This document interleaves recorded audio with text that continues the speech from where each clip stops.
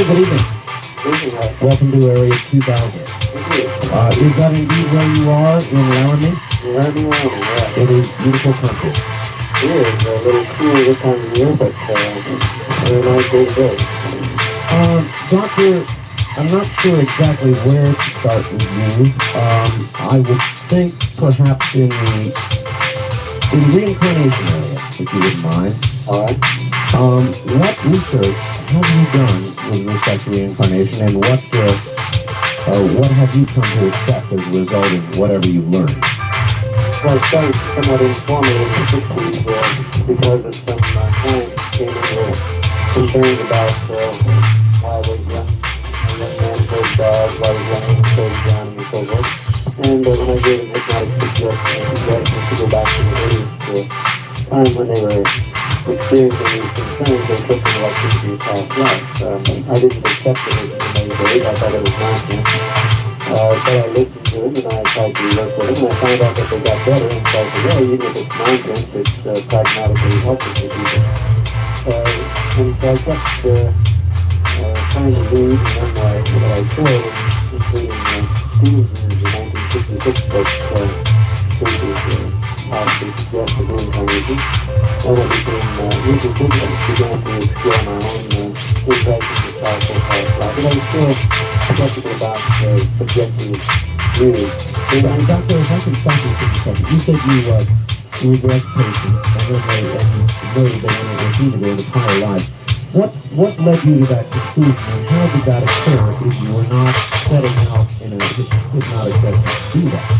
Well, for example, a young man asked me if I could help him figure out how he was afraid of dogs. And so I said, well, sure, we can provide you with hypnotic suggestions to go back to age 10, 8, 6, 4, find out if you were bitten by a dog or barked by a dog, or some kind of traumatic event, and we can explore it, help you to ease the fear or the anguish about the experience, and then release yourself from the fear, which is standard practice for people with physical reactions. Sure.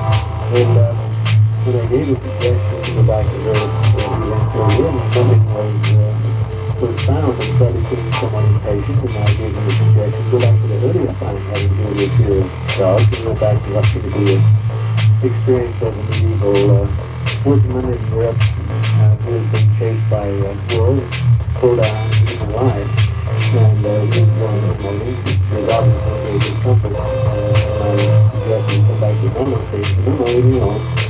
And he worked it through, and after he said, thank you very much, shook my hand, walked out of it. Also saying he now understood why he was afraid of the dog.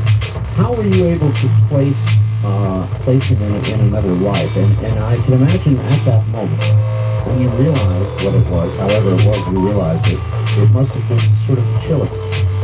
Yes, because I didn't accept the notion of reincarnation, and yet I accepted the notion that he was very emotionally upset and that he was responding to my suggestions, responding to questions. So I just kept it as an uncertain but helpful outcome. And then sometime later, a young woman came in and asked me to help her figure out why she was afraid of drowning.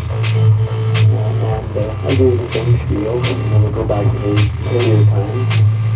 And so I gave a suggestion to review experiences based on age 6, 4, do nothing that we could come up with.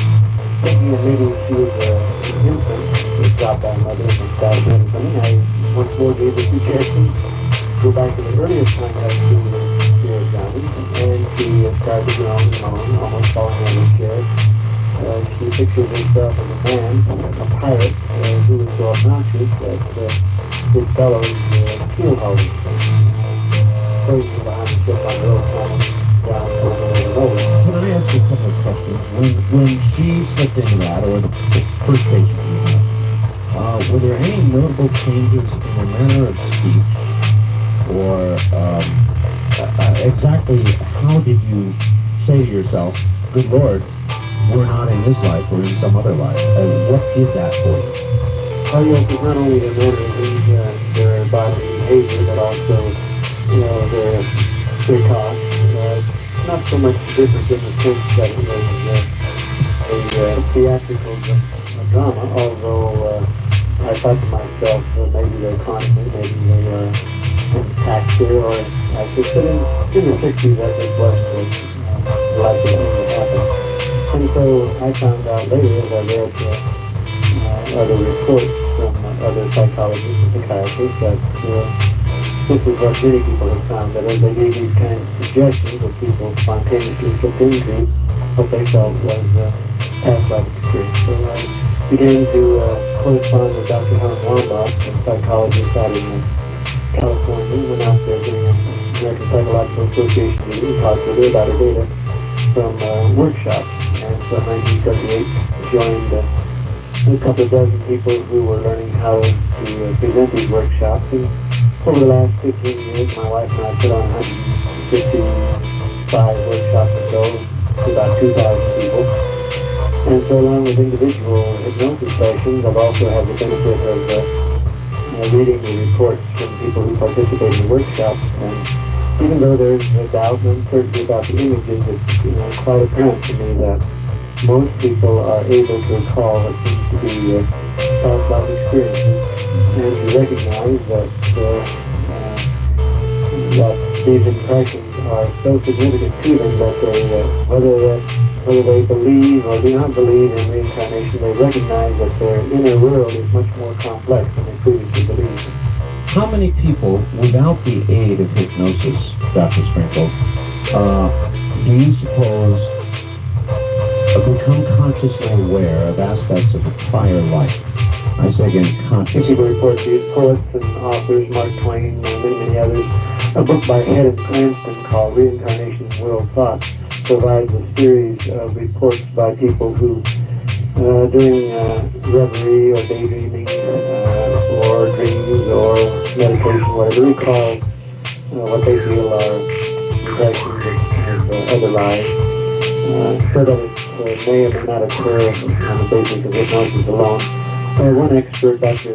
Stevenson, professor of psychiatry at University of Virginia, he's skeptical of use of hypnosis for adults. However, he does think that children spontaneously recall other lifetimes, and he's written several books on his studies of children throughout the world. Well, that would make sense, wouldn't it? Since it would be a fresher memory, if you say that.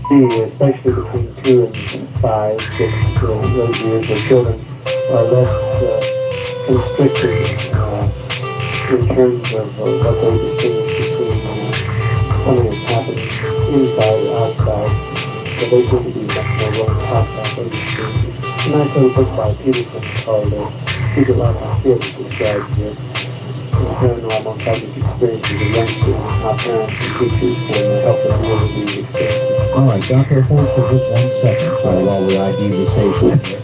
You're listening to Dr. Leo Sprinkle. This, of course, is Area 2000, 8:30 Pacific Time. From Jackie Gomes Plaza downtown, this is KDWN Las Vegas. Good evening. Welcome back. This, of course, is Area 2000. I'm Art Ladd. My guest is Dr. Leo Sprinkle. And right now the subject is reincarnation. Dr. Sprinkle, with all the research you've done and all the studying you've done on this subject, how sure are you personally that reincarnation is a fact? Oh yeah, I was giving myself a little skeptical view about it. If I'm on a scale of 1 to 10, I'd say 9. Because I recognize the possibility that I may be wrong, that the process may be somewhat different than I envisioned it to be. But in terms of philosophy, in terms of impact upon a person's life, I'm very impressed with what happens when a person takes the philosophy of reincarnation, because it seems as if it provides the person with views of being a little more kind, a little more gentle towards others, because whatever we send out, if we send out hate and violence, we're likely to get it back. If we send out love and compassion, we're likely to get that back. So whether it's true or not, I like the philosophy of reincarnation. Well, it is a nice one. When you say we get it back, do you mean in this lifetime or ultimately? So it seems like it's a long-range justice. Yeah. The puzzle about that when I was a kid was God is good and God is love, and how can further than talking right now, I can see experiences in terms of people's lives that would suggest over a period of several lifetimes that whatever we send out, we get back. Or as the biblical phrase, as we sow, shall we reap. I don't want to get off on this, but I am curious how you reconcile this with Christianity's view of what happens to the soul. Do you find? Let me just ask: is there some way to reconcile the two? Oh yes, a book by McGregor is the reincarnation of Christianity.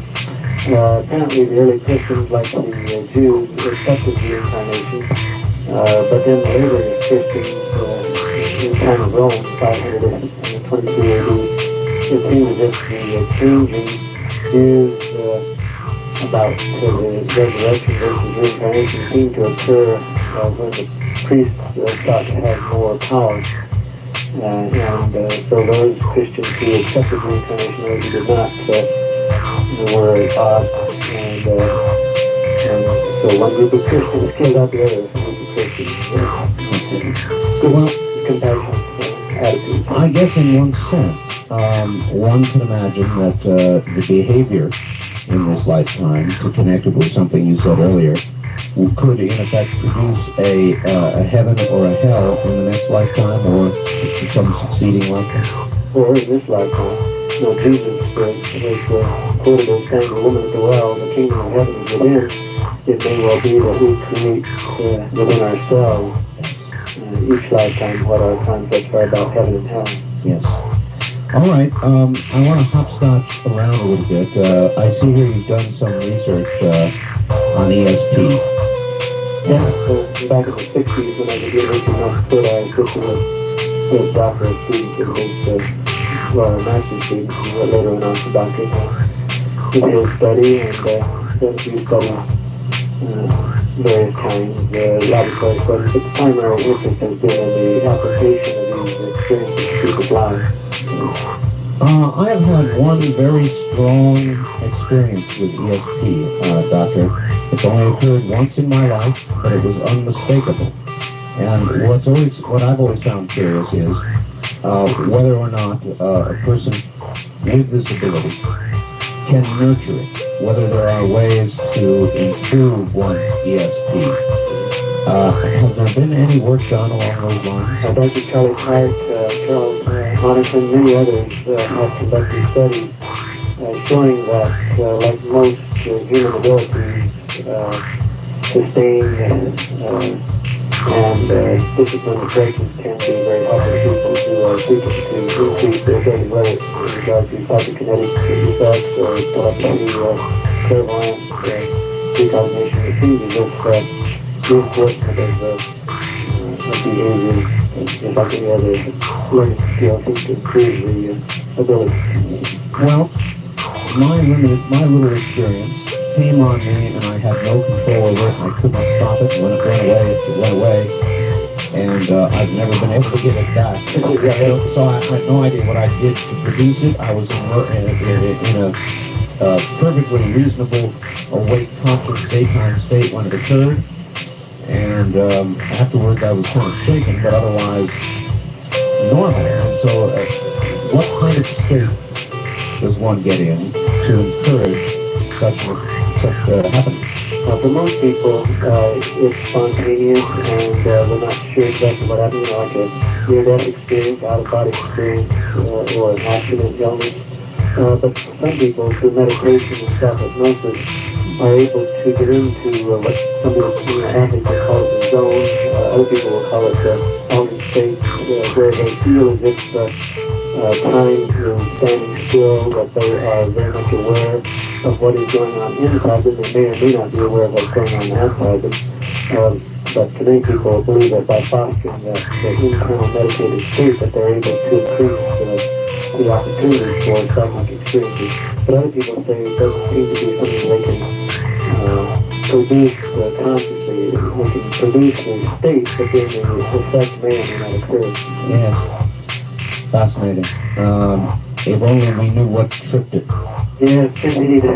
Well, there seems to be a lot of studies going on, and of course, even though we're not privy, the rumors are that many military agencies are interested in mine-altering conditions. Is there any documentation that you're aware of people who are able to affect any sort of material object and actually do something, the old mind over matter business?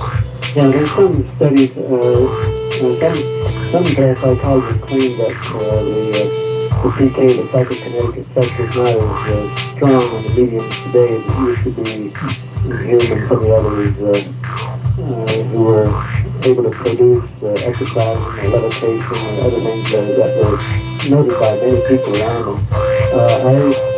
I've watched the woman who was working with Charles Hahnemann, who is still alive, and she was able mentally to move an object along a platform, along like a desk or a piece of wood. Yes. It took a lot of energy, and she got tired of this is like an athlete, I have to practice several hours a day. So some of the former Soviet people have been able to produce effects of moving objects, but the movies, where people are able to move cars and things like that doesn't seem to be within the realm of feasibility. But Doctor, would this suggest to you that in human evolution we're beginning to, in fact, forget this ability, evolve away from it, or do you think we are evolving toward it?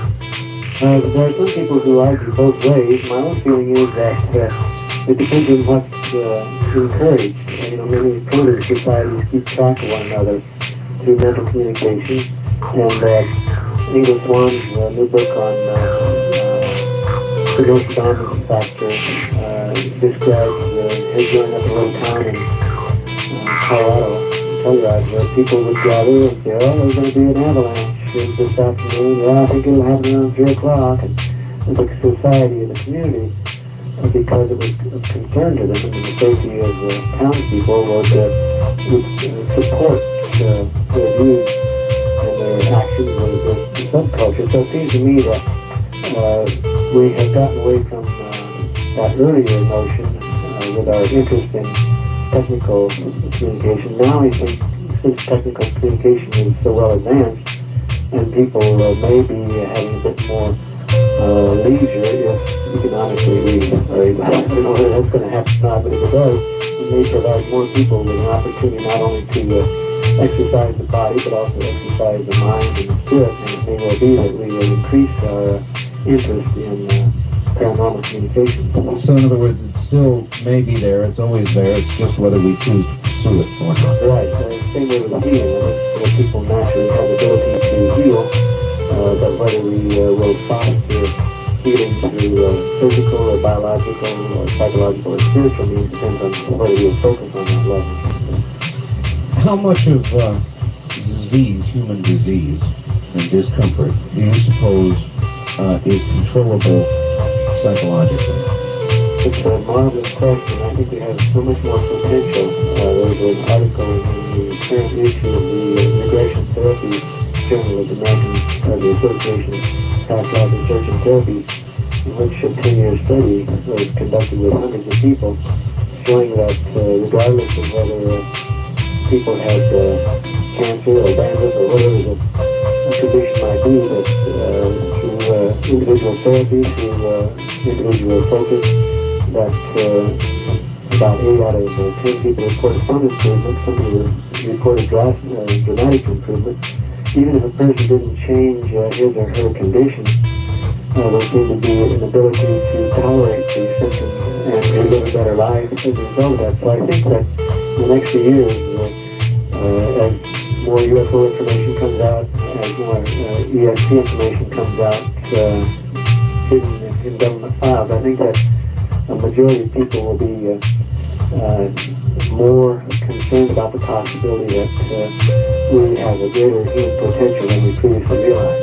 Well, I guess you heard Linda's report, and indeed she was absolutely right on the money.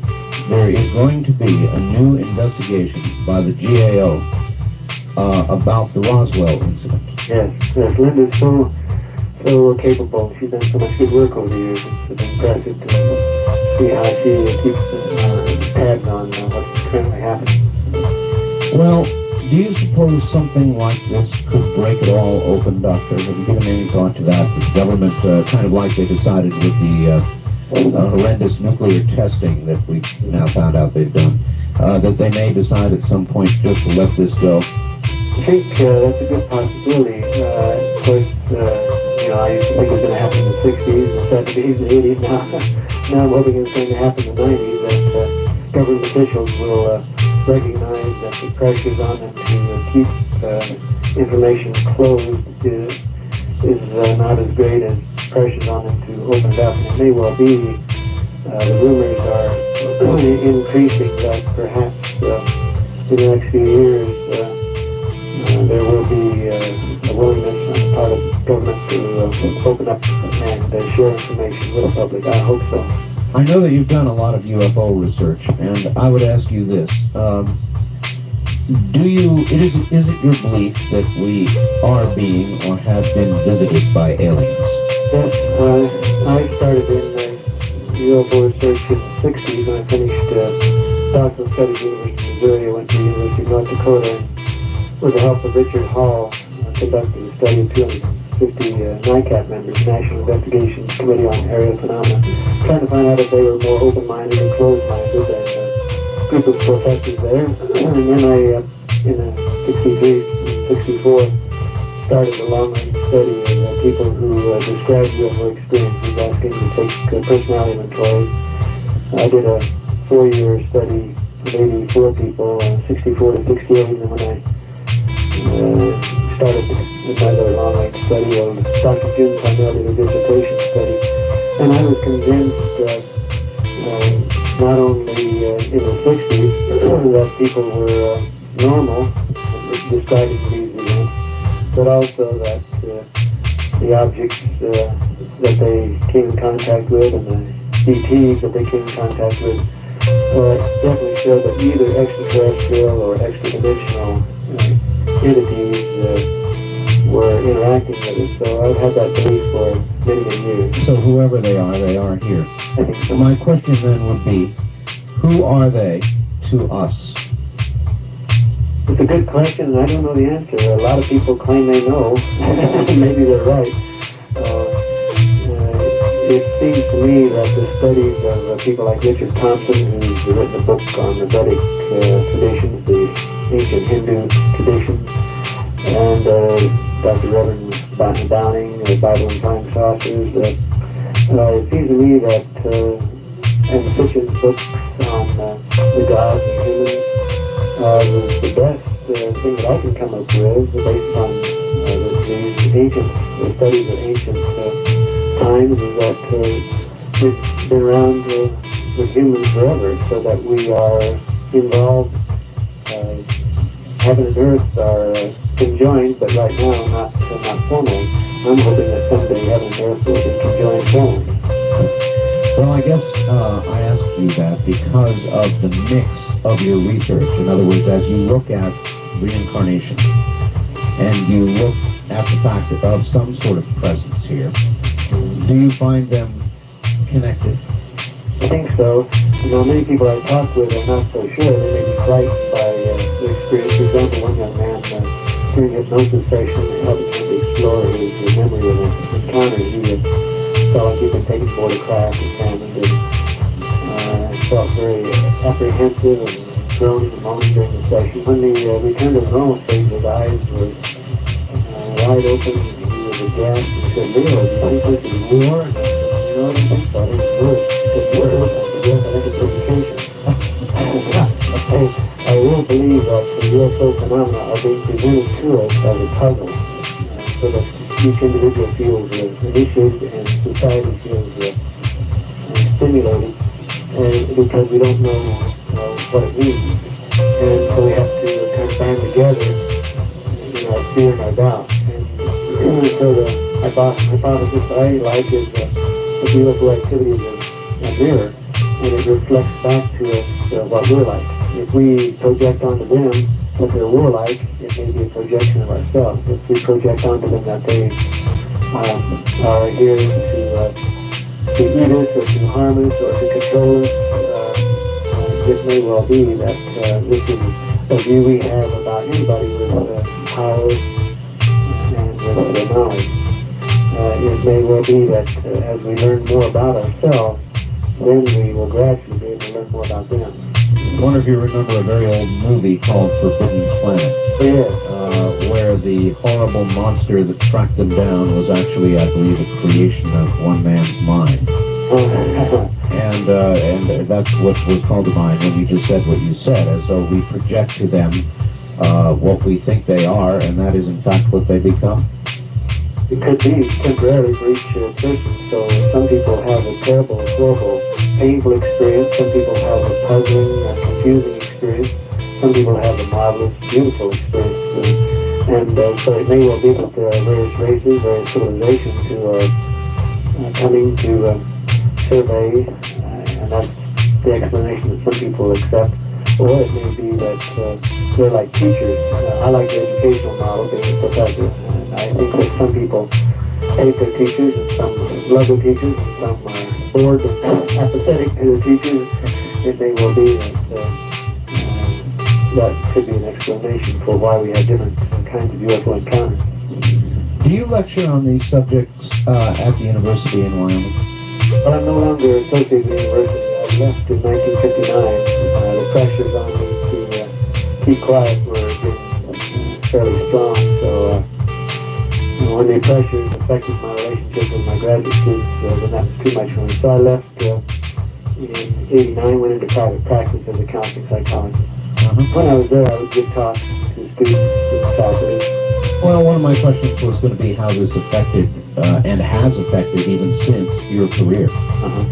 Well, in general, it's been okay. There have been a few faculty members who were very supportive. There were a few who were very critical.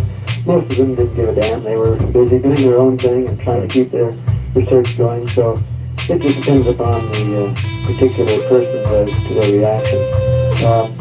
In some ways, it was difficult to publish papers and to get the kind of increase in rank that I thought, but then of course that can happen to anybody, regardless of what kind of topics they're dealing with.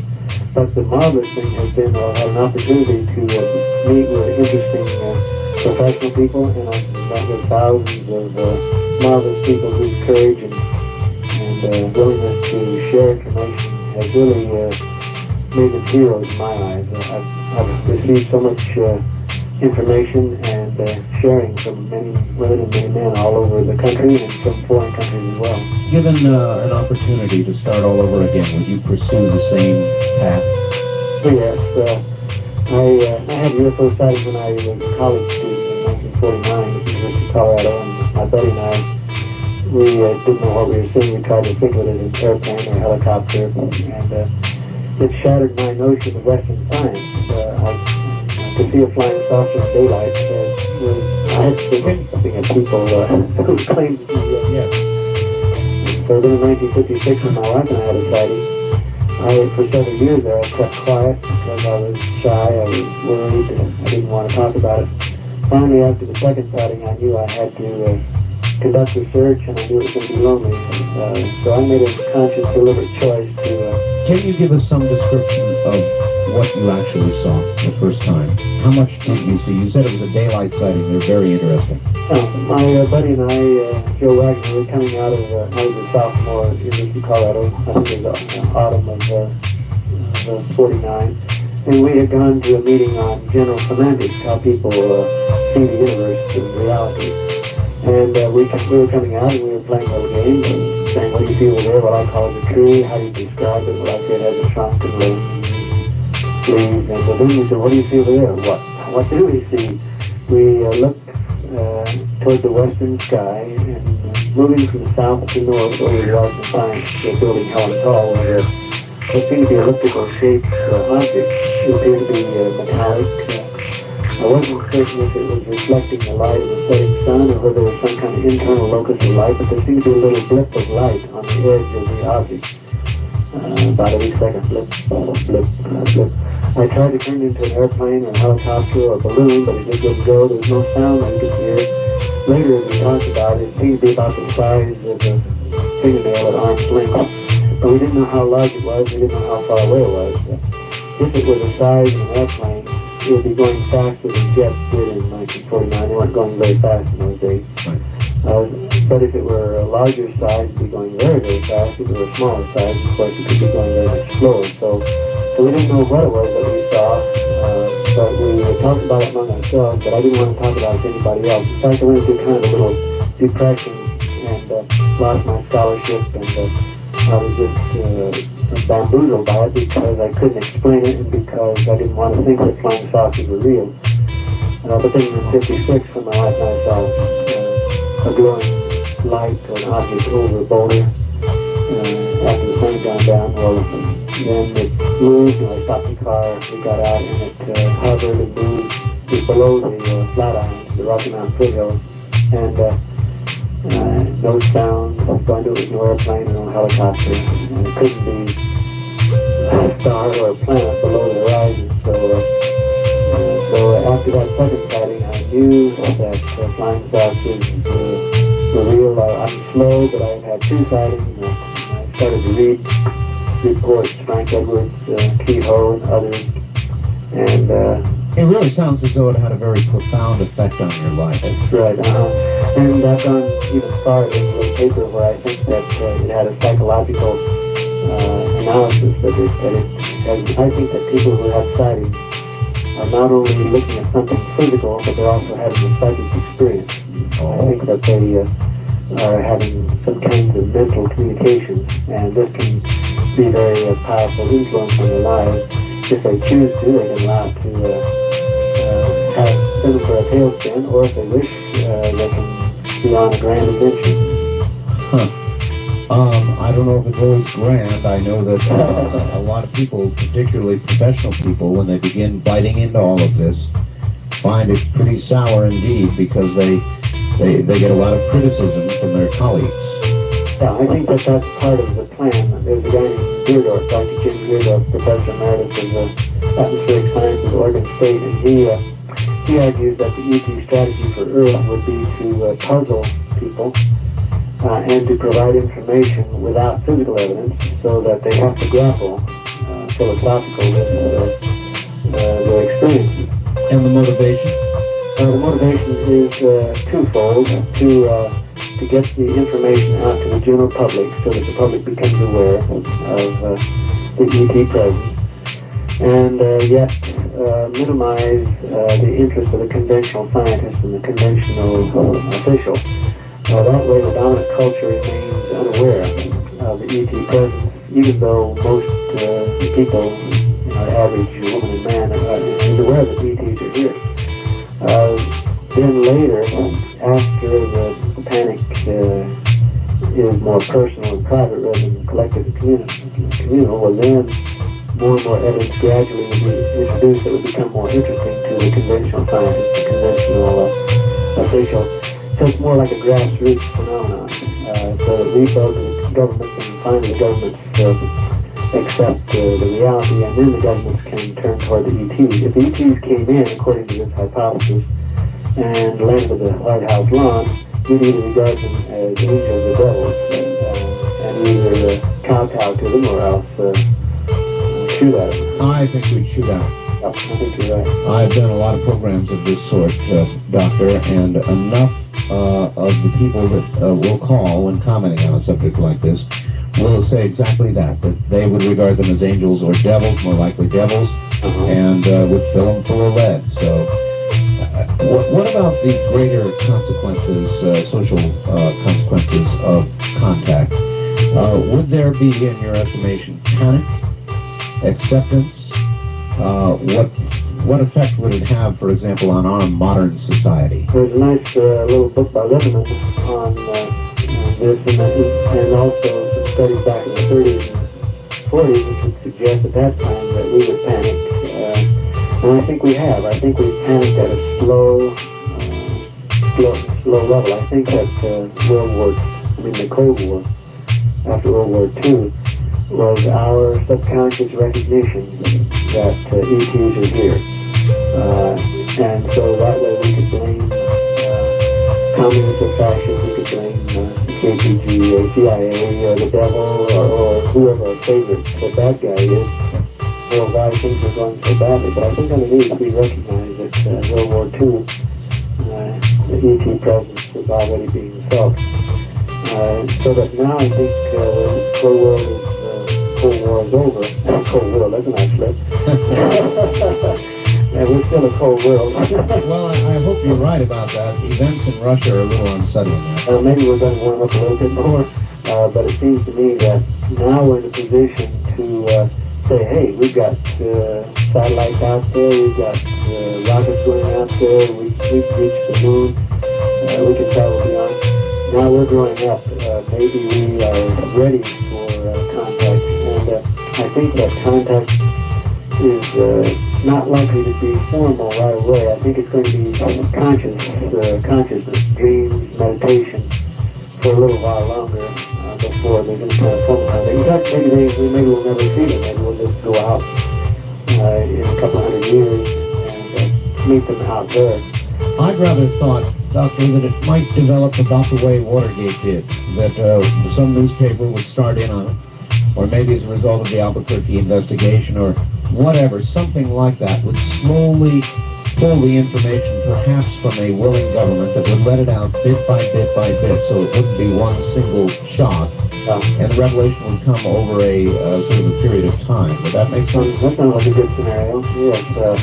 I can also see the possibility that think tanks could be set up and the UN could be involved so that all nations would be in on the game plan. Exactly. As we head toward the new one world, whatever it's going to be. Exactly right. Doctor, we are at the top of the hour, so I'm going to ask you to hold on, All right. and we'll do a little news and come right back.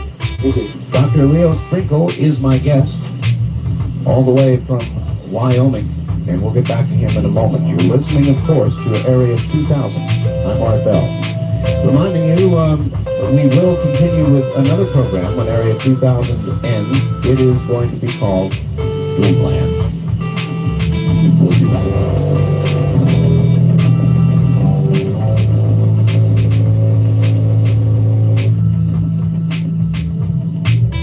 His expertise wide-ranging in areas like ESP, hypnosis, reincarnation, UFO research, and he ties it all together.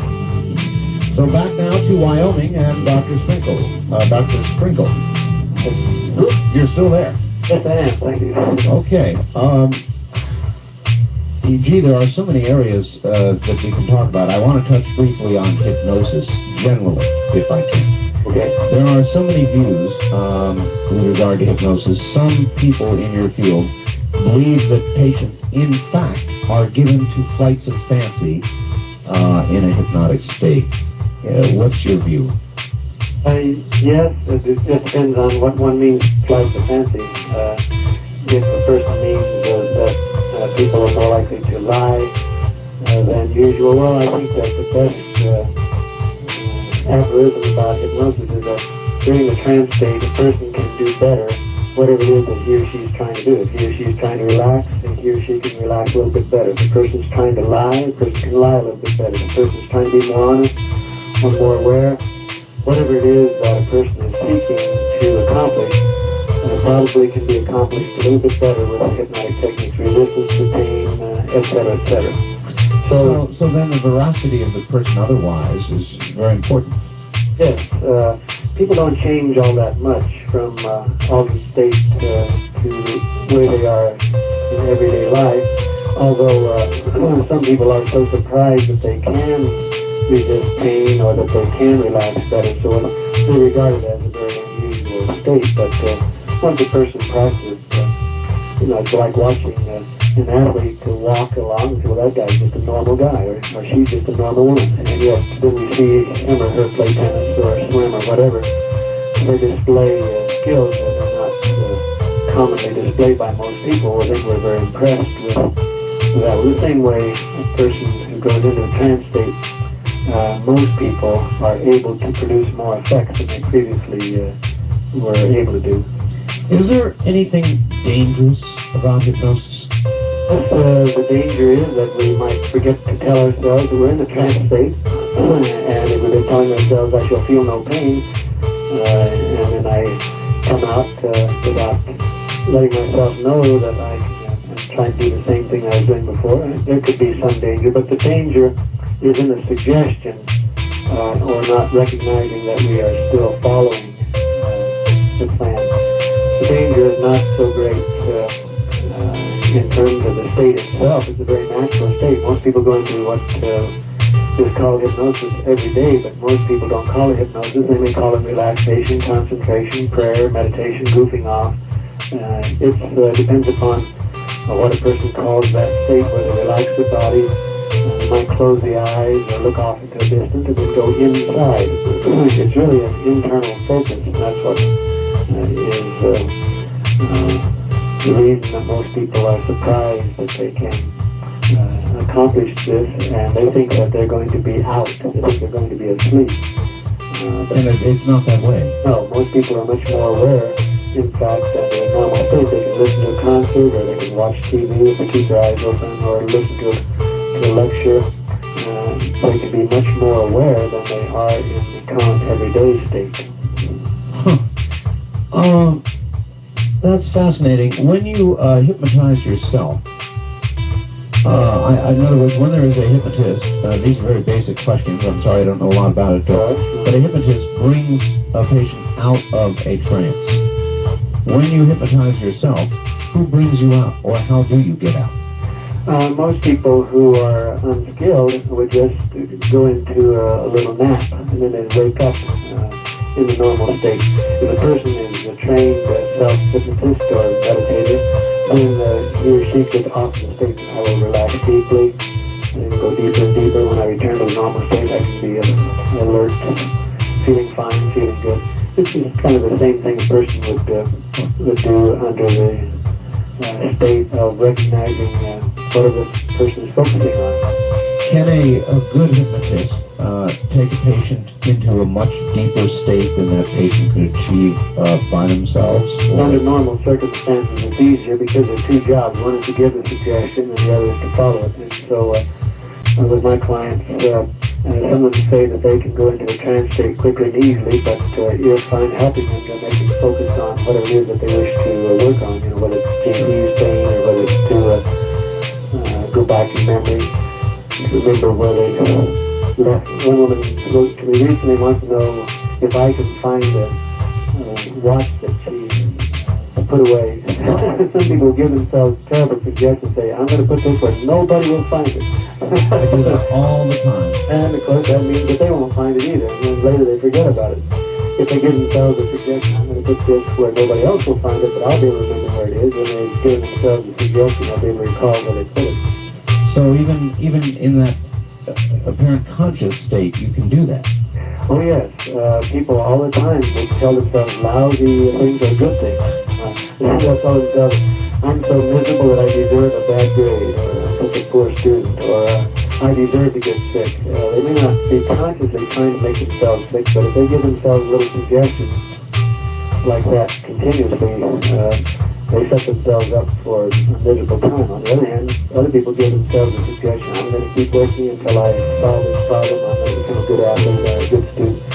That's the difference between people who have the winning attitude and the losing attitude. All right, doctor, so then, could somebody, for example, give themselves a suggestion that they would see a UFO or have an ESP experience or something else of that sort, Right. and make it so? Yes, right. Yeah, one person could give themselves a suggestion that I didn't see a UFO, I didn't have a paranormal experience, and when they're questioned, well, they'll say, no, I didn't see a UFO. I talked with a family of 5 or 6 people, and everybody except the father said they saw a flying saucer, and the father said, no, nobody saw such a thing. So the suggestion can work positively, and it can work negatively as well. Wow. That's really something. I know one time when I was at a New York TV program, during the break, one science writer noticed that I was rather sympathetic toward Betty Barney Hill, and he accosted me in the hall, very tall, imposing man. He said, you're a psychologist. And whenever I hear that, I know I'm going to get another lesson. you're a psychologist, and you know that people see what they want to see. And I said, yes, I think you're right. People do see what they wish to see. And he smiled. And I said, but I also think that people don't see what they don't wish to see. And then he glared at me because he realized that I was saying the other side of the coin. And both sides seem to exist.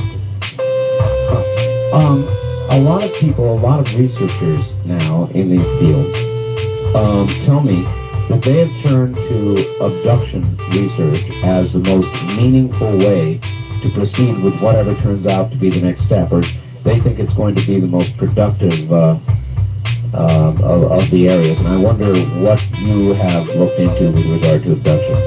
Well, that's what I used to think too back in the 60s. I was involved along with Dr. Jim Harder with the Area Phenomenon Research Organization. We were talking to people in the 60s and 70s. And of course, now Dr. Jim Harder is interested in the statements by various people who mentally contact what seem to be ETs about other civilizations. And I'm interested in what people say about science and reincarnation. So that it's kind of fascinating. Back in the 60s, there were some people who didn't like our work in regard to UFO contactees and experiences, and now this is considered big stuff, and we were too far out in those days. Now we're too far out because we're listening to what people say about their communications. Giles Hamilton works with people who describe what seem to be communications with ETs. So maybe in a few more years, we'll continue to move from the interest in flying saucers to abductions. Maybe something beyond abductions. We'll see. Do you think the day may come when people who claim to be in touch on perhaps even a regular basis mentally with extraterrestrials or visitors or whoever they are will not automatically be candidate for this straitjacket? I think it's already that way. You know, back in the 40s and 50s, those of us who claimed UFO sightings, especially who claimed more than one, well, we were psychotic, and many people who know they're not psychotic, they're not really crazy in a real deep sense, they're just neurotic. Well, then it was changed to kooks. So people who claim UFO sightings, we misunderstand. We don't know what the moon and the stars, we don't understand physical laws and astronomical phenomena.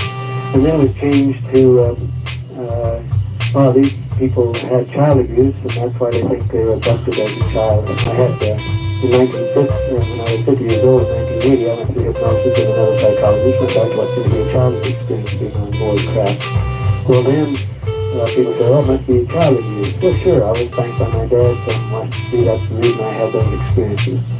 Then, the most popular hypothesis now is fantasy-prone personality, and so that's the one that has been current for several years. Although several studies have now shown that those of us who claim to have UFO sightings, not only are we normal in the sense of psychological inventory results, but also we don't seem to be any more fantasy-prone than others. So now the latest thing is false memory syndrome. That's the popular one now. We have memories that we think tell us we had contact with ETs, and these are false memories. And so now we can breathe a sigh of relief and keep on shooting for a while. FMS, false memory. Right. Where I was headed with the initial question was, perhaps the attitude today is a little bit different, but for an awful lot of years, I suspect people who claimed these things were committed to mental institutions, and I wonder how many people in mental institutions perhaps really do not belong there because they're having some sort of real experience or internal experience, which is real, that we just don't understand and are not, as we understand it, mentally ill. It's a good question because you might have to ask a psychiatrist that kind of question. Dr.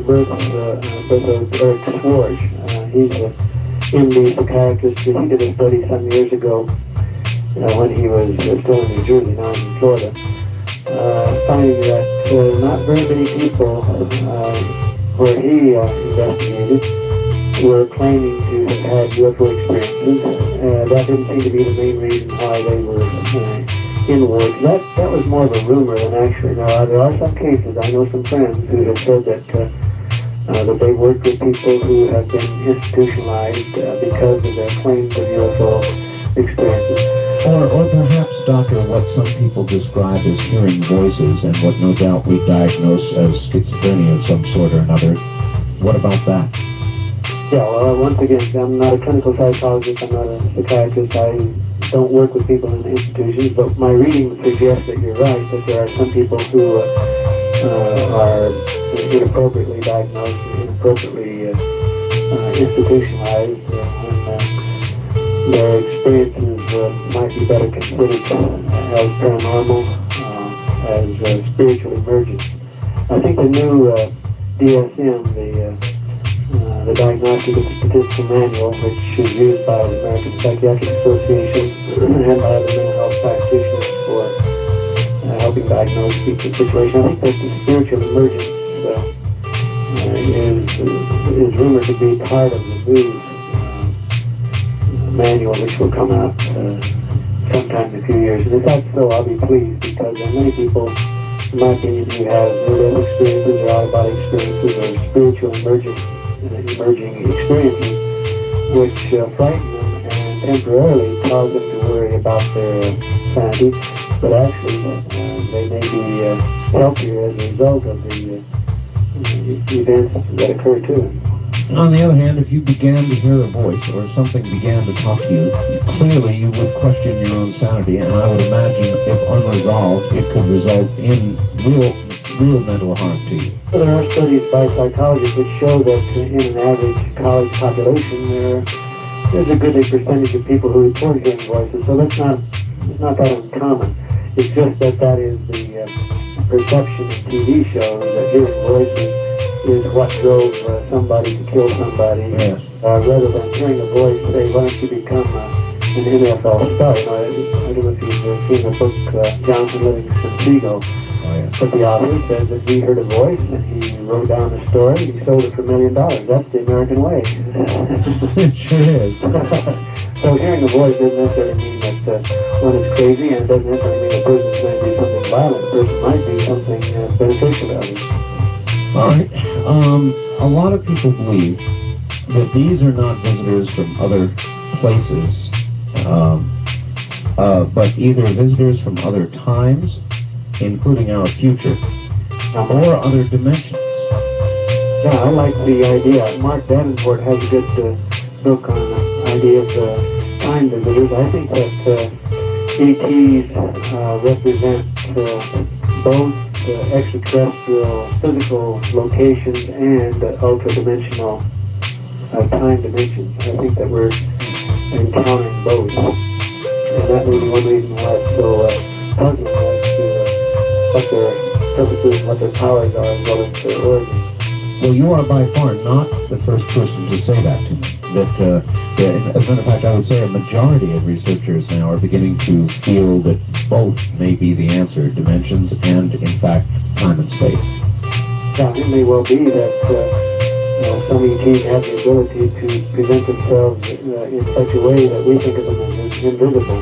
And we don't think anything so strange about being able to hide craft from radar observations.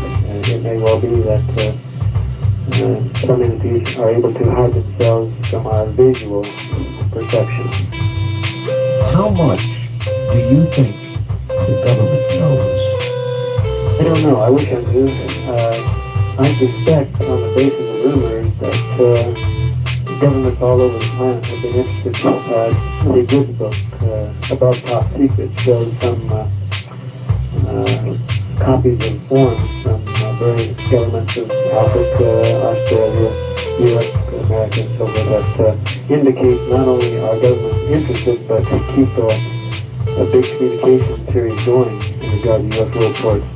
I don't know if they have the final answer, but I suspect they have a lot better photographs. Know a lot more than we do. Well, one great theory, Doctor, was always that, look, our government is at best mostly inept, poor managers, a giant bureaucracy. There's no way this kind of secret could have been held for all this time. But I think the recent revelations about the injection of plutonium and so forth pretty well crash that theory. To me, it's obvious they can indeed keep a secret if they want to. It depends on which part of the government one is talking about. It may well be that the government is not a monolithic structure according to political scientists, and there are lots of different factions and lots of different levels. It could well be that a small group has kept most of the information, and then other groups have been fed various kinds of misinformation, disinformation, lies, and so forth. That just make it all muddled, and so we don't have any idea of what is actually known. Are you pursuing any avenues with the government to try and dislodge some information? Have you filed any Freedom of Information Acts, that sort of thing?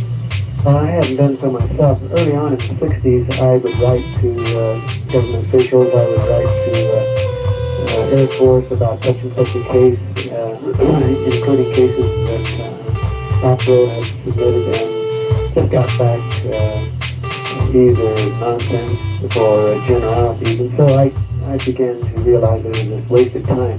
I do write to our senators in Wyoming and representatives about the Roswell case, encouraging them to look into it and so forth. So I try to be a good citizen, but I don't really feel that my expertise is the political angle.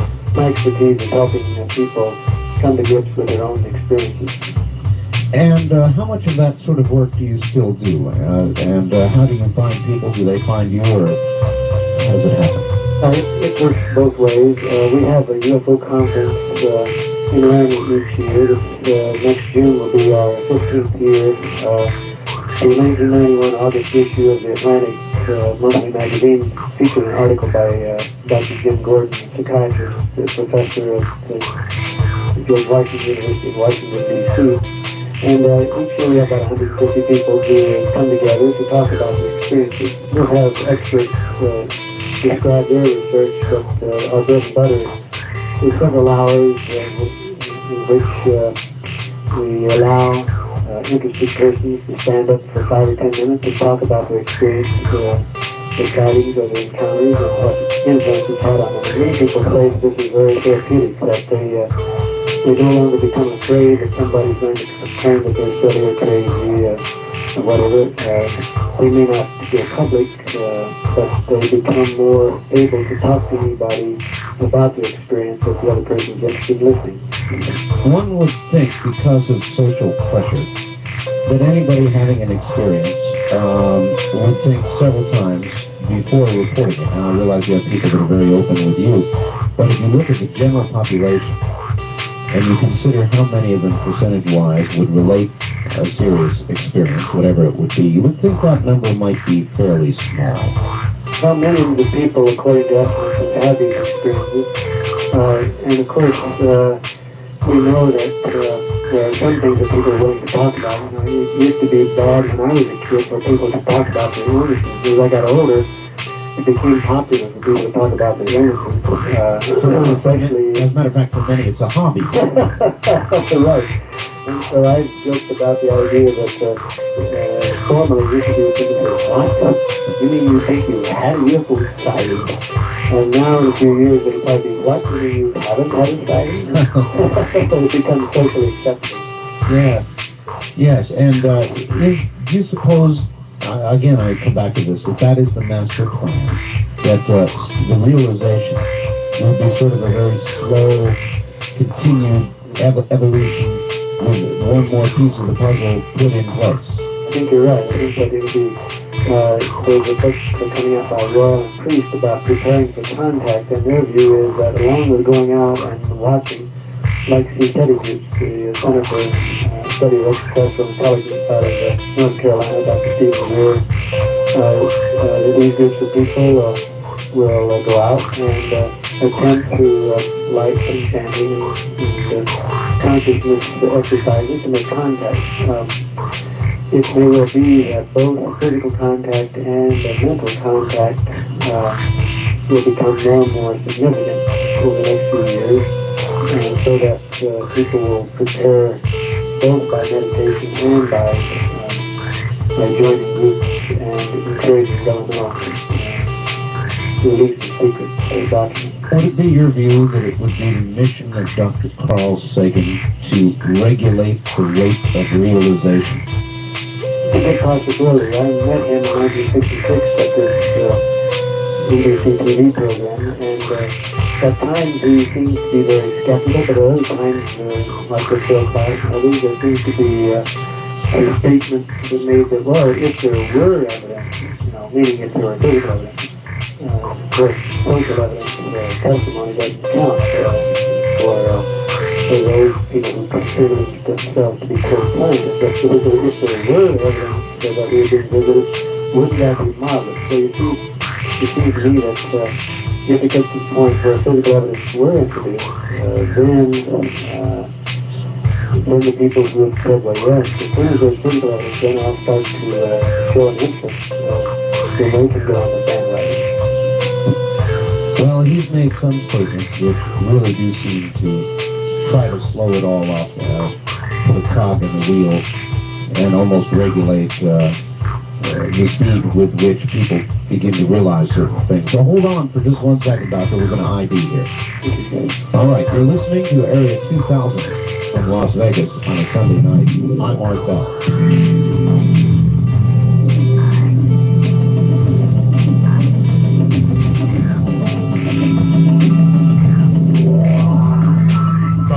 Gong's Plaza downtown. This is KDWN Las Vegas. Area 2000 underway, I guess. Dr. Leo Sprinkle. The subject, UFOs, reincarnation, ESP. Other dimensions. Pretty much touching on all of it. Dr. Sprinkle, still there? Good. Well, all right. I guess I would ask this. How far from... And you almost answered it earlier, but if you had to make your best guess, when will we know, or realize, or the collective knowledge add up to, oh yes? I would say that the turn of the century is a good time to speculate about that. I did a study a few years ago in 1986 with a group of people asking them some questions about future forecasting, whether Ronald Reagan would be re-elected as president. The majority of people said yes. Whether there'd be a promise for war before the year 2000, the majority of people said no. And then the left-wing people versus the right-wing people had a different response to the question about formal contact. The left-wing people evenly chose several targets, whereas the right-wing type selected years a target that was corresponding to between 1995 and 2000 for possible formal contact with ETs. And just my own personal feeling is that 97 sounds like a good time to do that. Some people think that there's going to be announcements this year, but then I've heard that, in the 70s, in the 80s, and the 90s. So I really don't know, but it seems to me that we're getting closer and closer to the number of people in the general public who accept the idea of ET presence. The government officials and conventional scientists don't accept that.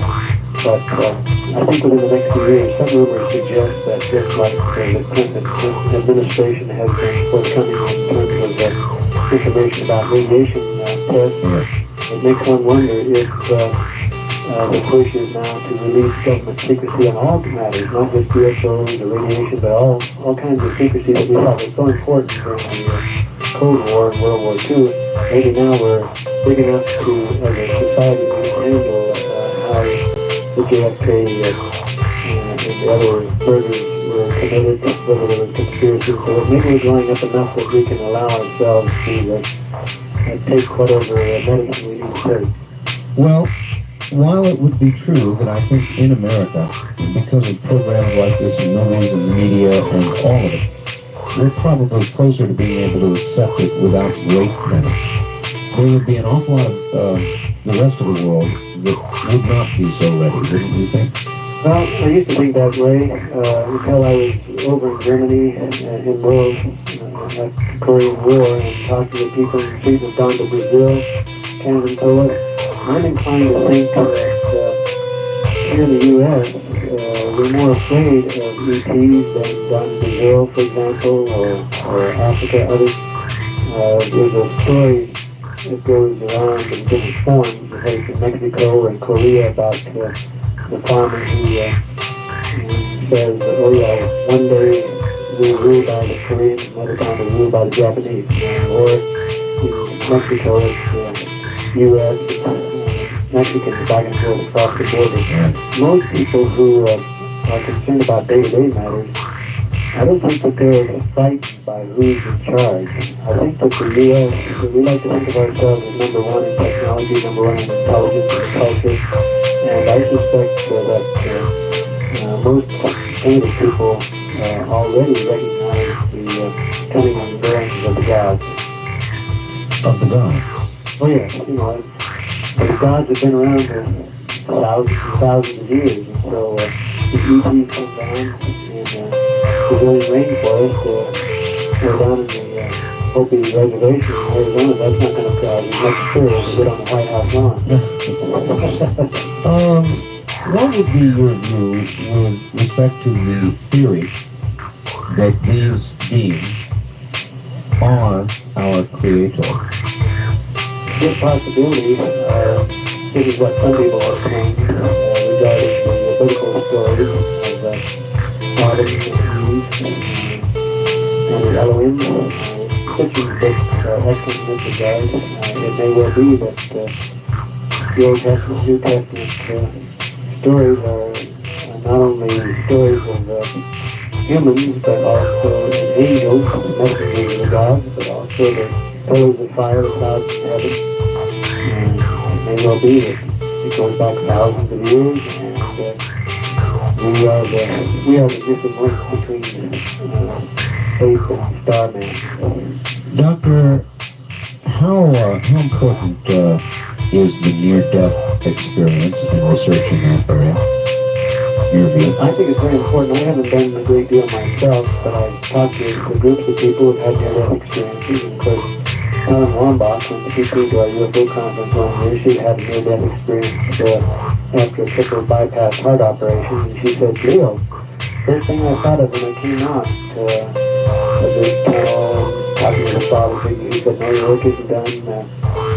You've been working on past lives, but now you've got to work on future lives. She said, the first thing I thought of was I got to talk with Leo and his UFO contactees about future impressions. And her companion said, no, the first thing she asked for was another cigarette. Well, it seems as if the near-death experience, like the UFO experience, is very transformative.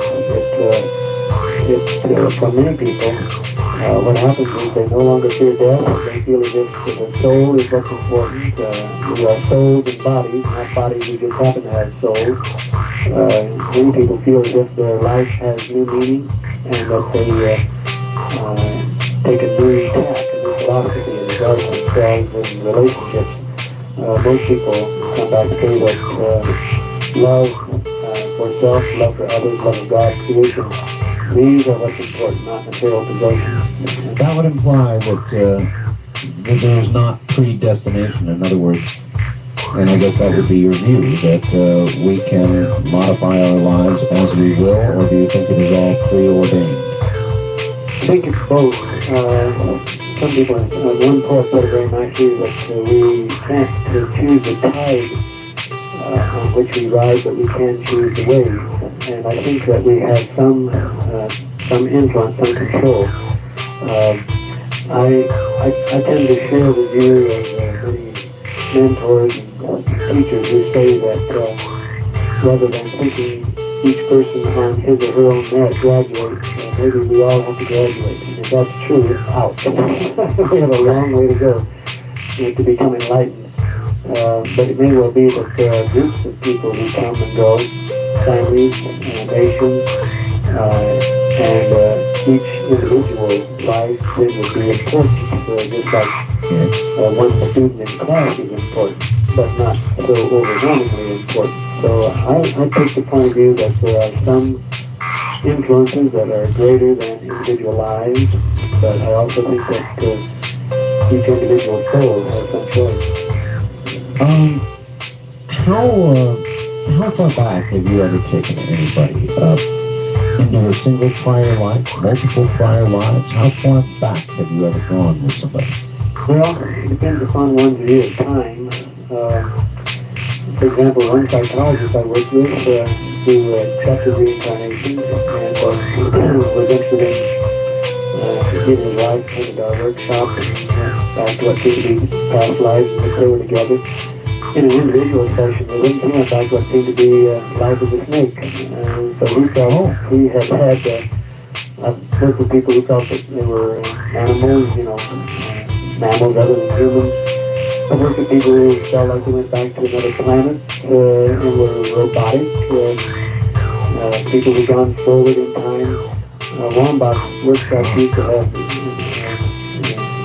a choice of like 1,000 BC or 2,000 BC. Some people feel like they've gone back to Atlantis.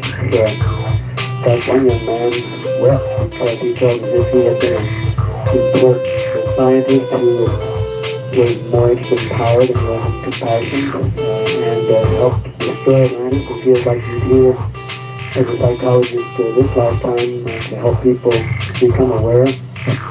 And that was thousands and thousands of years ago. So I don't know what it means in terms of linear time, and I can't claim that I know that these people have experienced something that's true, but what I can claim is that they're very sincere about their reactions, their emotional reactions of fear or hate or puzzlement, very real to them, and the impressions, the images have had an important influence on their lives. I've always sort of felt, what good reincarnation if there is no conscious memory of any prior life or experience or anything that would add up or anything? And I guess the answer is that it can be used and you know how to do it. Well, I think we all do, in the sense of lessons. When I was a little kid, I can recall thinking, I know it's much better not to hit a bird with a stone, and I was pleased with my accuracy when I saw the bird dying, and I was saddened by it. And I thought, why do I have that feeling? Because I was taught to, get a gun and shoot animals with your manly. And other things, I think that the lessons that become important to us, we may not know where they come from, but it's the same thing as looking back on lessons we've had in the 5th grade and 7th grade. We may not remember our transcripts from those times, but we still remember things about lessons that we've learned. It may well be that it's not so important to remember specific details as it is to remember the moral attitudes that we learned. Yes, the example you gave was a good one. When I finally got to be 13, my dad gave me a .22 rifle. One of the first things I did in the first few days was I shot a squirrel. I too watched that squirrel die, and I have never, ever shot another animal, nor will I. Yeah. Because you realize the pain and suffering, and so that's a good example of a lesson that you didn't have to repeat over and over. Other times, like the guy who went to Italy and sang, and everybody said, encore, encore, he sang again, encore, encore. Finally he said, I'm tired, I can't go on, and the guy in the balcony said, you've got to keep it up until you get it right. Well, maybe that's the way it is with some of our lessons in lifetime. We repeat until we get it right. Yes, I wonder if in my next life I will have to again shoot a squirrel, or its equivalent. But you won't have to. Would it be your view that those sorts of lessons are carried forth? Yes, one client of mine said it very nicely. He was a master's student in biology and geology, and he said that vows are for humans like instincts are for animals. I said, oh, that's very good. Instincts for animals can help them or they can hurt them the same way vows. Someone says, I'm never going to take another bite of lasagna ever. Well, if you wind up in a desert island, the only food left is lasagna, it might change your mind. Instincts, I'd like to count on that one. It's a good one. Would you say that instincts are in fact not something carried deep in a genetic makeup someplace, but instincts are in fact in animals evidence of some sort of reincarnation? Or morphogenic field, like Rupert Sheldrake has hypothesized, it seems as if the evidence is very impressive to biologists that information in the cell doesn't always reside in the cell. It seems to come from outside. And so genetics may be important in terms of some of the conditions in which critters develop, but it may be that instincts go beyond the biological conditions. In the same way, our moralities may go beyond what we are taught as we're growing up, because I've talked to so many people who were taught to fear themselves, hate themselves, hate others, and yet they still retain a sense of compassion, and wondered, where did I get that?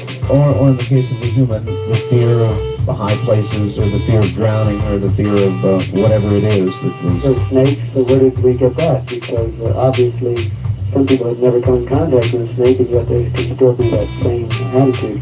Well, if we look back in the lifetime of primitive people, we probably died quite often as a result of snake bite. So it may be that these are subcultural or collective unconscious things, as Jung would posit, or it may well be that this is a result of past life experiences. All right, Doctor, I would like to open some phone lines and expose you to the American public. How about that? Sure. You can handle that? All right, let's give out the numbers then. Here they are. In the metropolitan area of Las Vegas, it is 383-8255-8255.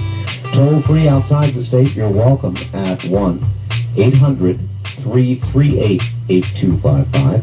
We have the wild card lines at area code 702-385-7214. And finally, if you have never called this program, you're welcome in as a first-time caller at area code 702-385-7213. There, the mechanics are done. Let's do it. Wild card line 3.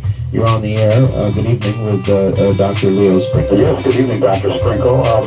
This question is about abductions, as opposed to UFO sightings, which may be accompanied by photo evidence or multiple witnesses.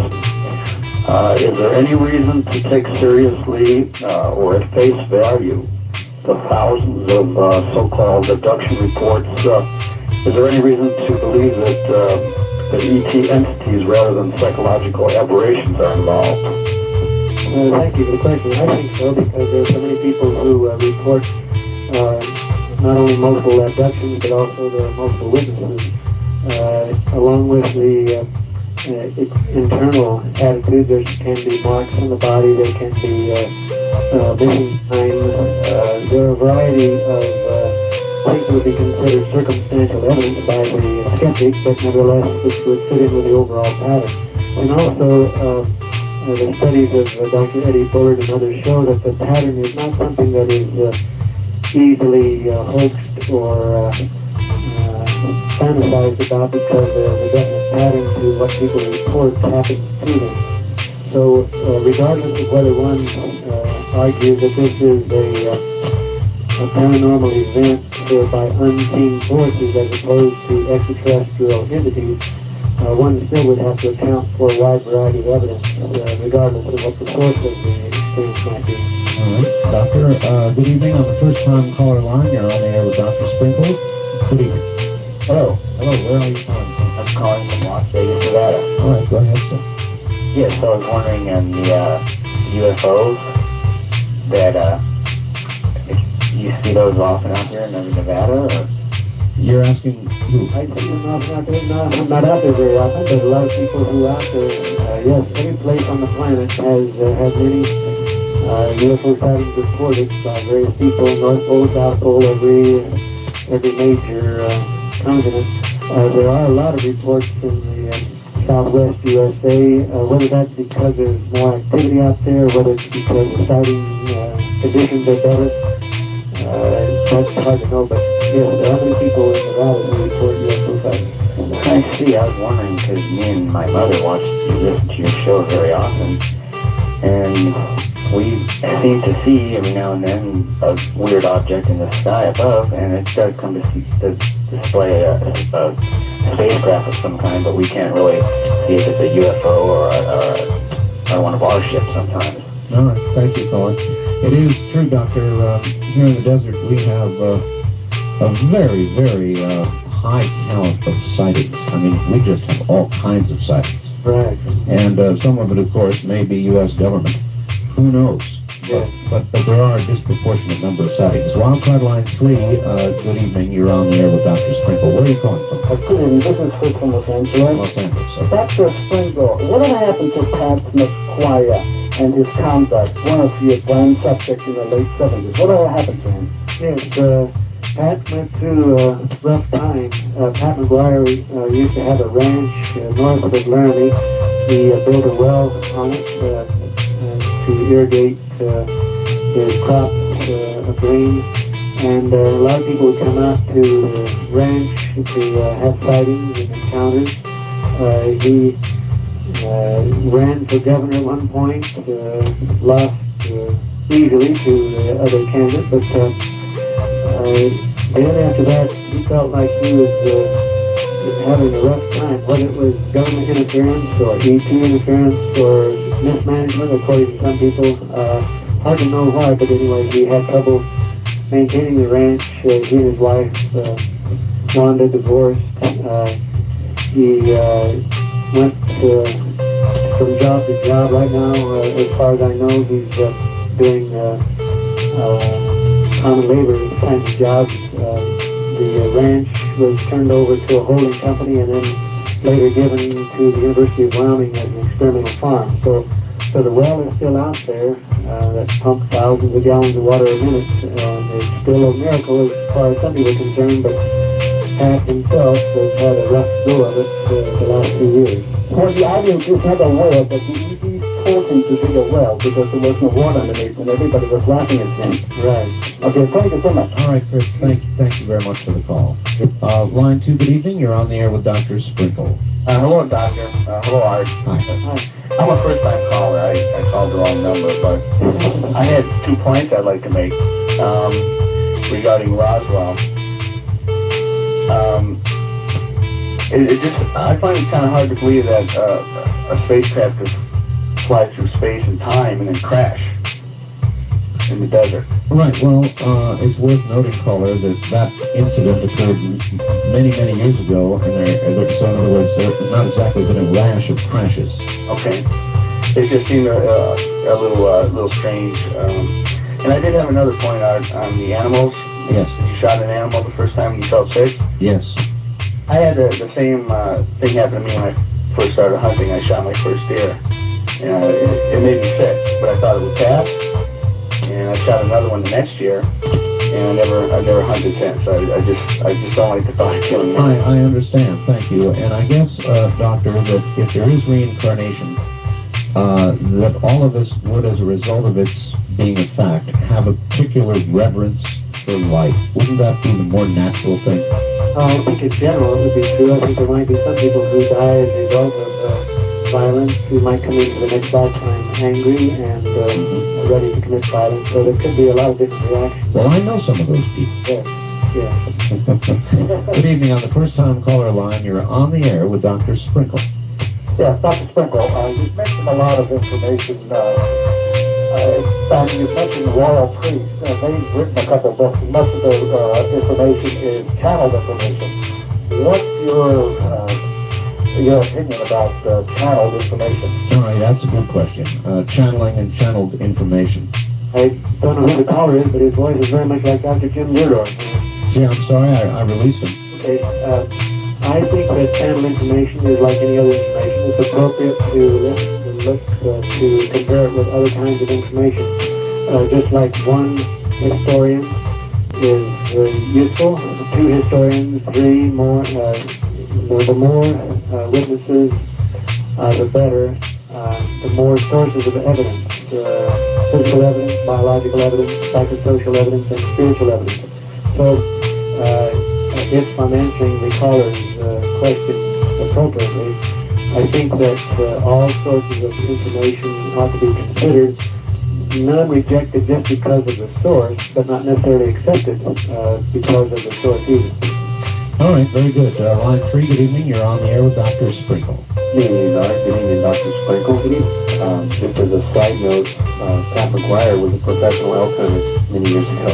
I do have a question, Dr. Right. Sprinkle. I met you at the university in July of 1980. I was one of the 3 young men that came out to Pat's Ranch and camped there for a couple weeks. Oh, yeah. But I have a question. I just finished reading Revelations by Joshua Lee, and he notes in there that while he was doing an investigation in France, a person he was working with confronted a French military person, and that French military person just basically flat out told him, we created this, it's a diversion, and we're doing studies on social engineering. I was wondering if I could get an opinion on that. All right. Thank you, caller. Listen on here. Well, thank you. I have an opinion. I don't know whether it's the correct opinion. It may well be that the French and the U.S. and Belgium and other governments are doing this. However, it's puzzling to me when I talk to a person like Ida Canberra. She's written a book, UFOs and Psychic Factor, another book, Alien Book of Truth. She had her UFO experience in 1940, and this was somewhat before it was popular to talk about flying saucers. So I find people who claim that the German rockets and the other World War II events are what caused people to socially and culturally become influenced into thinking that flying saucers, UFOs, are extraterrestrial. I just had my doubts about it because, according to my memory of 1940 experience when I was 10 years old, that happened before I really felt that I was influenced by World War II stories of German rockets and so. So maybe the Frenchman knows what he's saying, but on the other hand, I suspect that UFOs have been around longer than World War II. All right, Doctor. Time is short. On our first time caller line, you're on the air with Dr. Sprinkle. Good evening. Where are you calling from? Las Vegas. Las Vegas. Okay, go ahead. Go ahead, ma'am. Yes, I have 2 questions. I have what I just always called women's intuition, like knowing not to be somewhere. All right, would you turn your radio off, please? Sure. Not to go somewhere or not to do something, and sure enough, if I follow that intuition, something happens that makes it, yes, that it was the correct thing to do.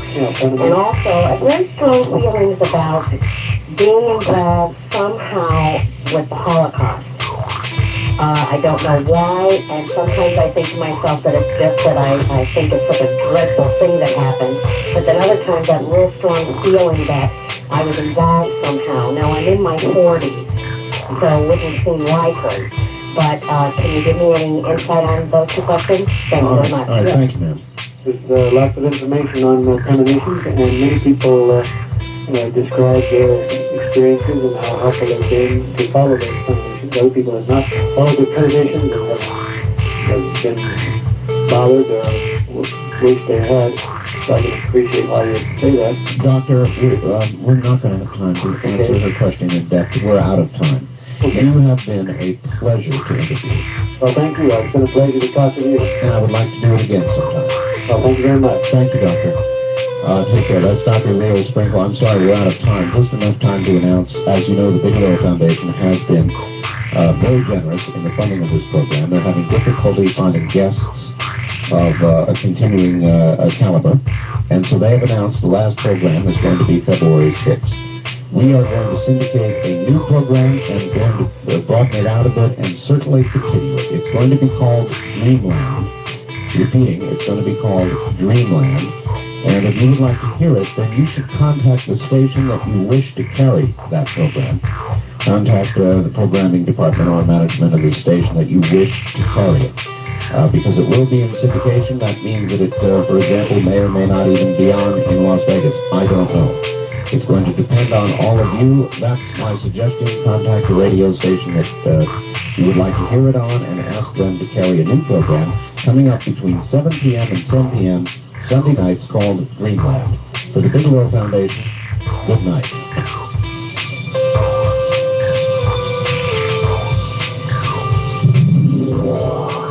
The preceding program was made possible by a grant from the Bigelow Foundation.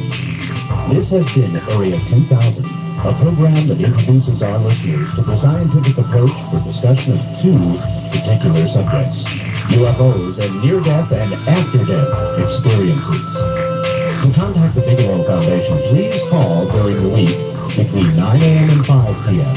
Area code 702-456-1606. Ask for Angela Thompson. That's area code 702-456-1606. And be with us next Sunday evening at 8 for another edition of Area 2000.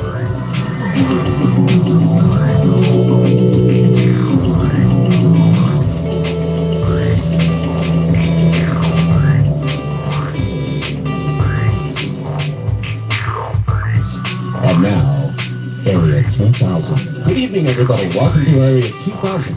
I'm Art Bell, and you're now listening to the next to last Area 2000. Sad. Anyway, good evening. I've got a special surprise for you this evening. Linda Moulton Howe is in the studio with us. She's actually here in Las Vegas. Hi, Linda. It's nice to be here, Art, and the number of things evolve. You're planning to go into dreamland with this, so it's not really so much of a buy as it is sort of a twilight. No. Something is shifting into something else. Exactly right. And we're looking forward to having you on Dreamland as well. Thanks, and I'm glad I was able to bring Glimpses of Other Realities to you and hand it into your hands. The book is finally done. It is here, and it is beautiful, and the cover is particularly nice. Gosh, the cover is beautiful. How did you come up with the cover, if I could start there? Ron Russell is a very talented man in Denver, Colorado, and he has spent his life dealing with what I consider, and I think he does too, other realities in an art form where he uses some specific kind of pigment that I don't really understand, but you have to put them in glass, if they're on glass, and they're lighted from behind. And a year and a half ago, he gave me a transparency of one of his artworks, and he says, Linda, I want to give this to you to use in whatever way you want. And when I started working on this book, September 1 of 1992, his artwork just kept ringing in my head. And I think, in terms of Glimpses of Other Realities, that he had created something that was just almost destined for the cover of this book. So, in other words, that was the one that you ended up That's using? right. Oh. That's right. And he had given it to me a whole year and a half before the book was even born. All right, well, let's talk about the book a little bit. Tell us about the book. What's in it?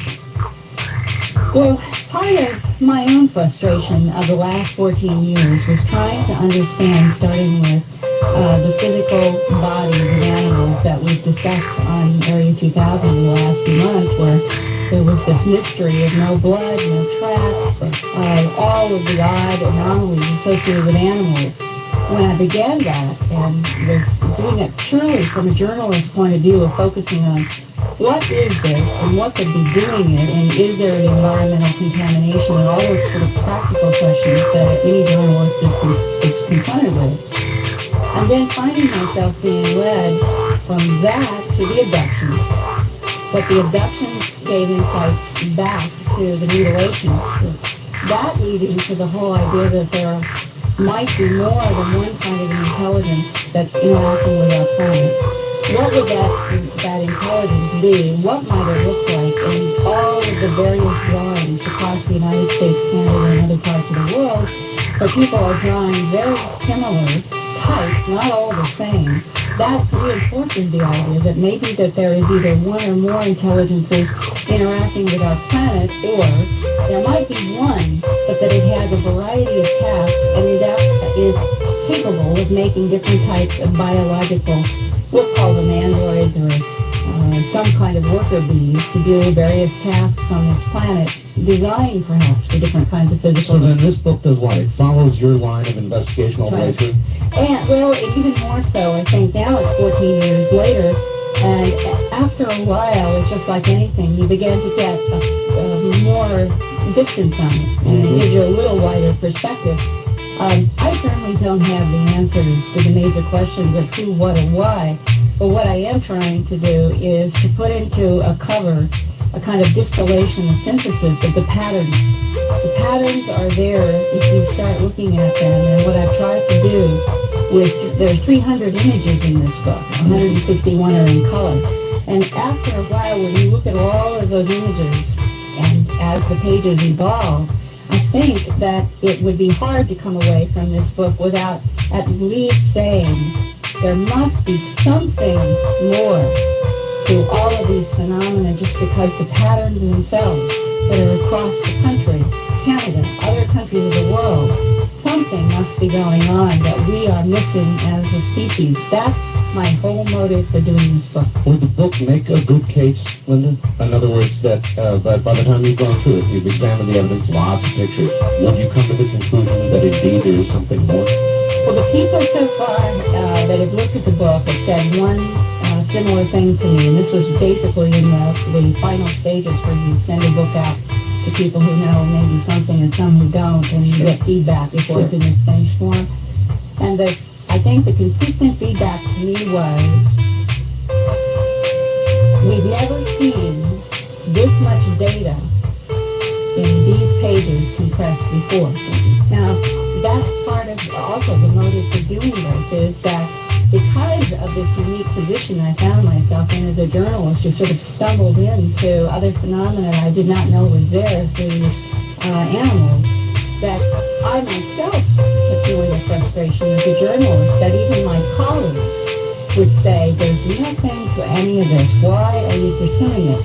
And I would say, but have you looked at the laboratory reports? Have you talked to the scientists and medical people who are studying some of these phenomena, even if they're not doing it publicly? And that's the one thing I've been trying to contribute, is there are scientific investigations, whether it's in the crop circles or the animal mutilations or the human abductions. There are scientists who are intrigued. They are doing very valuable studies, even if you don't know who they are. And then I'm the journalist who I'm bringing back these patterns of discoveries, or at least trying to, and saying there is a pattern to phenomenon here, and we should at least try to look at it in its bigger context. That's the one thing Glimpses of Other Realities, I hope it is doing. It's giving a larger picture of what many times in the past has been reported as an isolated story, an animal mutilation in Duluth, Minnesota. But what people didn't know was that the same year there were mutilations in 23 states. I just opened the book randomly and I came upon a couple of pictures of mutilations. So some of it is fairly rough stuff. But if you want But very documentation... pristine. You couldn't say there's nothing gory about Oh, it. no. But this is real stuff. I mean, these are real pictures. And the book is filled with them. And, for example, the crop circles, boy, there are some incredibly well-detailed pictures of crop circles in here. Really well-detailed. So everybody should know that's what they will get. I'm kind of giving them a hint because we've got a big surprise for the audience, don't we? Well, yes, and I want you to announce the surprise, but so that people will also understand that With the Crop Circles is the first presentation ever of the work of the biophysicist Dr. Levengood, who we've had on here Radio 2000, and the work that he has done, in which he concludes that there are fundamental changes in the biophysical and biochemical structure of the plant that cannot be hoaxed. You can't change the molecular structure of a plant simply by walking on it. Something is affecting the molecular structure. Well, as I recall, the only thing that he could get close with was microwave energy. On one aspect of the changes, and that has to do with the cell kits. He knows that some kind of an energy has to be affecting the plants, or he couldn't have molecular structure changes in what was called the Brach tissue. This is very delicate tissue that encases the bottom of seeds, like a wheat or rye or something. And because he has worked with seeds all of his life, it's that particular part of the plant that he has been concentrating on. He's done work on the stems too, but this tissue that shows that there is some kind of a fundamental change at a level that no one walking on it could affect is one of the most intriguing parts of the investigation right now. So people want to put their hands on this book as soon as they can. Now, if somebody wanted to get this book, Linda, how would they get it? They can order it from Linda Howe Productions, Post Office Box 538 in Huntington Valley, Pennsylvania, zip code 19006. The address I've given out, or you can go into any local bookstore and simply ask them to order Glimpses of Other Realities, and they can get it just as well that way. It may take a little longer than Linda Howe Productions in Huntington Valley, but every bookstore in the United States has the ability to have glimpses of other realities, and several bookstores already are carrying it, like the Tattered Cover in Denver and Oxford and Atlanta. So it's just a question of going into the bookstore and telling them to order glimpses of other realities. And I will welcome everybody's feedback, and I will try to answer the letters personally. It's a wonderful title, Linda. Do you think that's what we're getting? Are we getting glimpses of other realities, or in fact, is it a reality in real time? No, I personally feel that there is more complexity to this universe than we've been taught. Coming to the abductees, they were probably the first to introduce this idea that we're in something like a radio station. Sure. And that this Earth and what we perceive to be this universe might be 91.3 on the dial. But that 104.5 is just a tune of the dial over. The quantum physicists for at least 12 years, 15 years, quantum physicists mathematically have been saying that if they go into the atomic structure of, let's say, a linear accelerator and what it is that they keep discovering there, that it forces them to begin to conclude that there have to be other dimensions, even if we can't articulate them, draw them, photograph them, or touch them. There's something about a mathematical structure that the universe itself seems to be forcing us to see. And this also is one of the underlying themes of the book, Glimpses of Other Realities. And so that's all we get of it. If it's another dimension, we get a bit of a glimpse every now and then, somehow. Yeah, and what if? This is a what if, because I don't know. But what if the whole phenomenon of ghosts and poltergeists could be like sometimes we're listening to a radio station and another station suddenly is phasing into that station because we're in the stronger field of that particular broadcast for just a certain period of time on the road, and then it goes out again. Correct. Well, it's possible that ghosts are a reality, that poltergeist activity and various other things that people have seen over eons and have reported, and other people have said, well, it must be in the realm of hallucination, or it gets put into mythology. What if in this next century what we're going to begin to find is that these other radio stations have their own distinct reality, just like the one we're living in, and that maybe there are other intelligences in other radio stations that know how to get into ours. But right now, we don't know how to get into them. All right, for a second, let's assume that's true. If there were other dimensions, or are other dimensions, and we're getting glimpses and we wanted more, what path of investigation would we most effectively follow, do you suppose? Well, there are several things. Bob Bigelow, the Bigelow Foundation, and I, tonight we were talking about the whole, I guess you might say, challenging area of remote viewing, which has been kicked around, and I know the government has used it, and other people are experimenting with it in terms of accessing things that are at a great distance. Tell everybody what remote viewing actually is.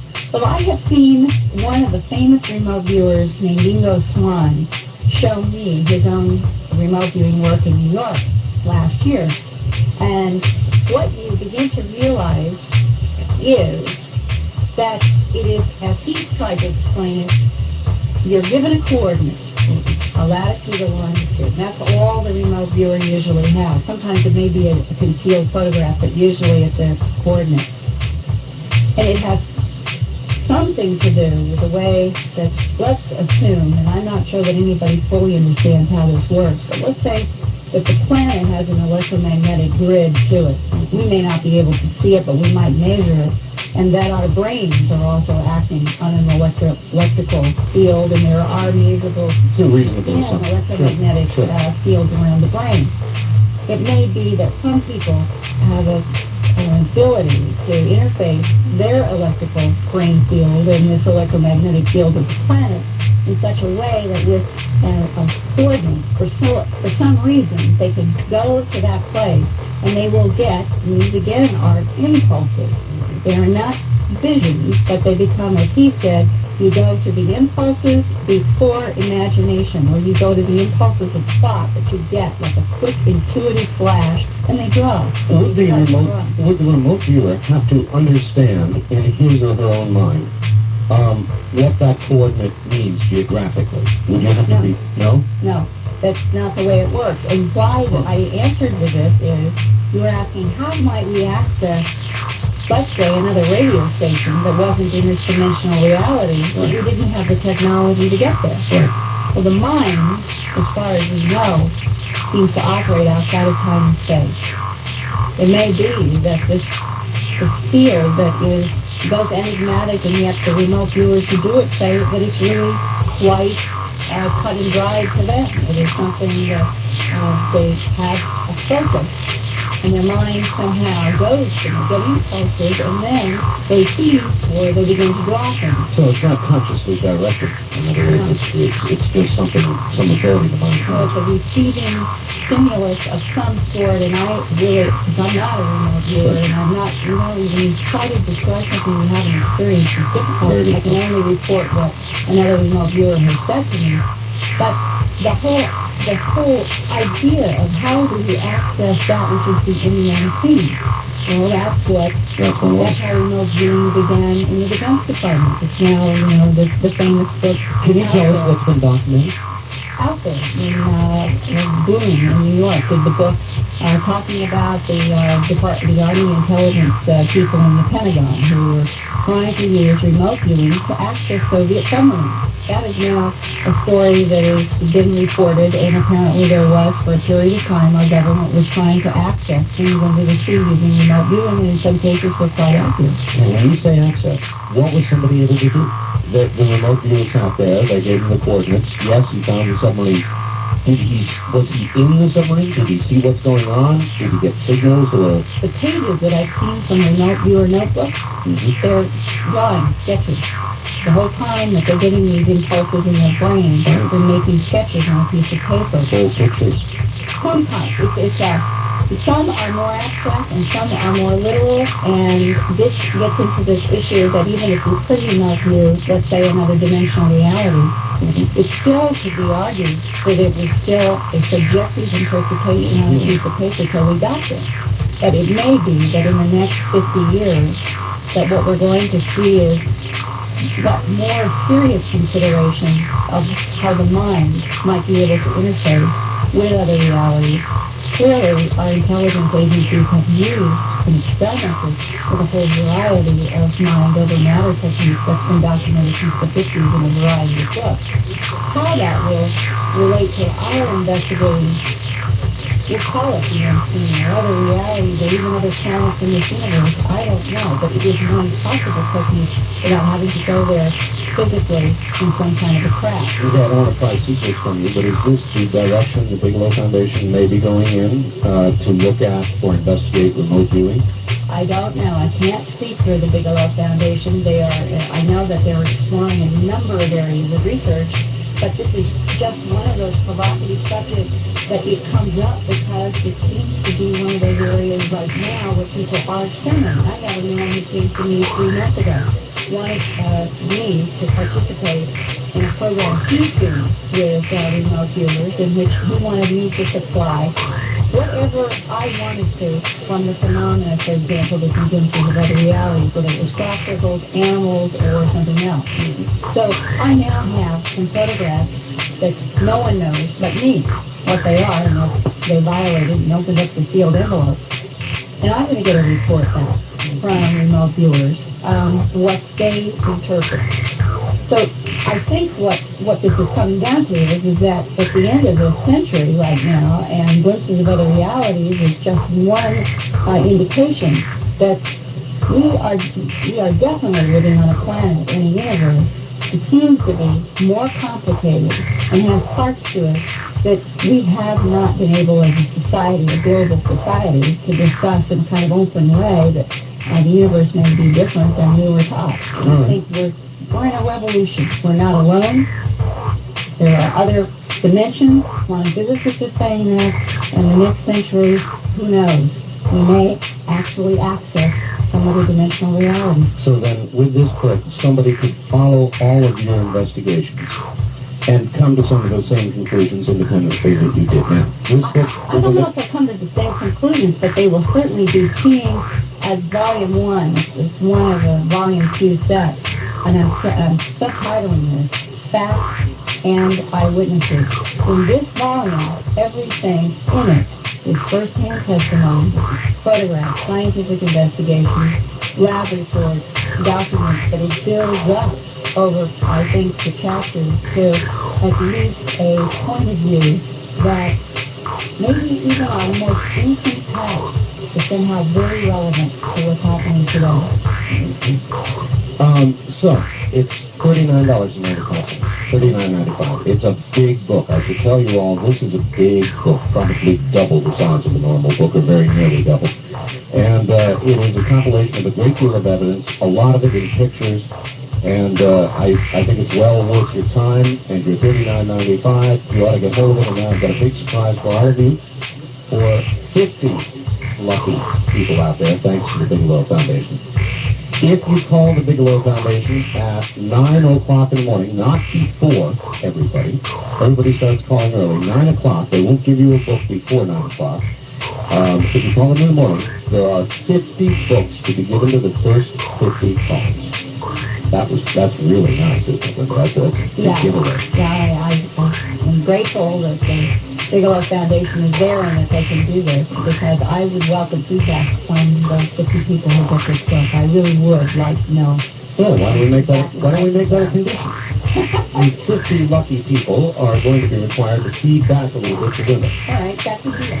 And the address again to give you feedback is Post Office Box 538 in Huntingdon Valley, Pennsylvania, and zip code is 19006. So that's great. And maybe we could have the Bigelow Foundation in the morning give that information to the winners as they win. It's in the book anyway. Or it's in the book. Yeah. That's How okay, to great. contact the author is in the last page of the book. All right, lucky folks. The number to call in the morning at 9 o'clock, not before, is area code 702-456-1606. Let me give that again. Area code 702-456-1606. That's Bigelow Foundation. And what you're buying for is one copy of Linda's brand new book, Glimpses of Other Realities. And you had a segment set aside here, Linda.